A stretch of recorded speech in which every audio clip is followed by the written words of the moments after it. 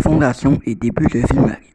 Paul Chemédé de Maisonneuve travaille à la construction des fortifications et divers édifices de Ville-Marie, fondé officiellement le 17 mai sur l'actuelle Pointe-à-Callieres.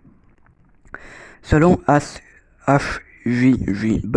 Chouinard, dans son étude historique et biographique, le fleuve Saint-Laurent sort de son lit en décembre 1142. Les eaux se rendent jusqu'à la porte du fort, puis se retirent le 25 décembre. Alors Ville-Marie retrouve la calme et la sécurité. En janvier 1143, en ayant fait la promesse, Maisonneuve sera allé planter une croix au sommet du Mont-Royal à la suite de cet événement.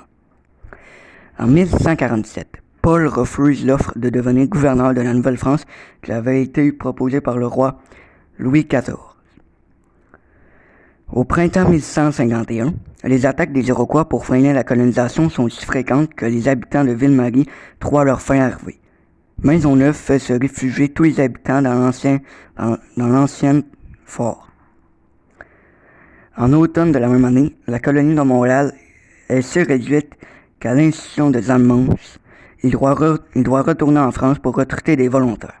Il retourne à Montréal 2 ans plus tard avec une centaine de personnes, dont Marguerite Bourgeois, qui met en place l'enseignement dans la nouvelle ville.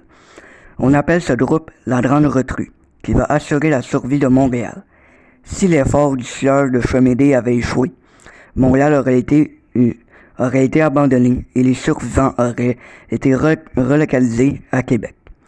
Lors de l'arrivée des nouveaux colons, la population de Montréal est d'à peine 50 habitants, incluant Jacques Archambault qui creusa le premier puits d'eau sur l'île en 1158. À la requête de Maisonneuve. Avec le temps, la colonie se développe et devient assez populeuse pour résister à la menace iroquoise. Le contrôle de la colonie est pris par la Société missionnaire et repris par la couronne en 1163. Maisonneuve n'a pas l'appui du nouveau gouverneur Augustin de Saffré-Mézy. Alors, si vous voulez me faire plaisir, eh bien, abonnez-vous et lâchez un like.